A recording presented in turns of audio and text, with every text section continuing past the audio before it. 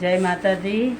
आप सबसे निरोध है, हम एक पचरा गीत गाने जा रहे हैं। कैसा लगेगा कमेंट में बताना और हमें शेयर सब्सक्राइब लाइक करना और हमारा सपोर्ट कीजिए।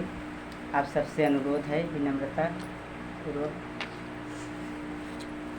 गलिया की गलिया फिर शीतला मैया हो के करे घर आना, हो के करे घर आना। दिया ना जलय सारी रतिया हो के करे घर आना। दिया ना जलय सारी रतिया हो के करे घर आना। दिया ना जलय सारी रतिया हो के करे घर आना। दिया ना त जलयो ही मलिया के घरवा हो जवान मलियाना, हो जवान मलियाना। गजरा गाछै सारी रतिया हो जवान मलियाना। गजरा गाछै सारी रतिया हो जवान मलियाना। गलिया की गलिया फिर शीतला मैया हो के करे घर आना, हो के करे घर आना। दिया ना जलय सारी रतिया हो के करे घर आना। दिया ना जलय सारी रतिया हो के करे घर आना। दिया ना त जलयो ही कोहरा के घरवा हो जवान कोहराना, हो जवान कोहराना।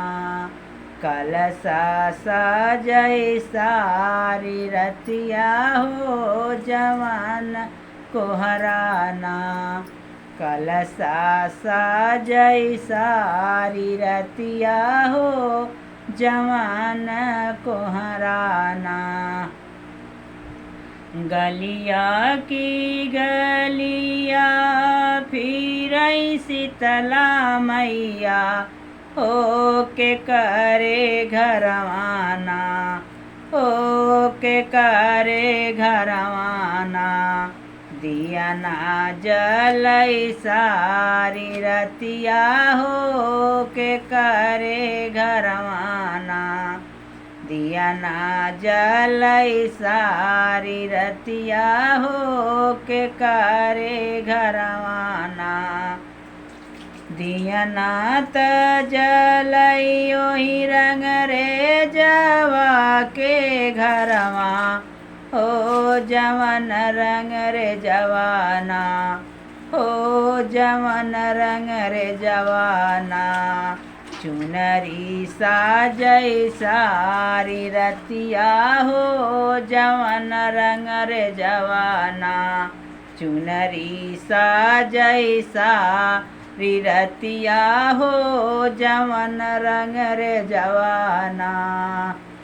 गलिया की गलिया फिर शीतला मैया हो के करे घर आना, हो के करे घर आना।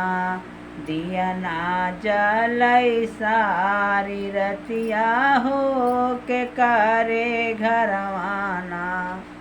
दिया ना जलय सारी रतिया हो के करे घर आना।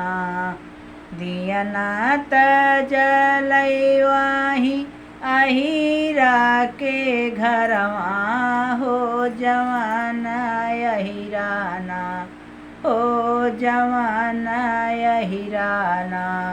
दधिया साजय सारी रतिया हो जवाना अहिराना दधिया साजय सारी रतिया हो जवाना अहिराना।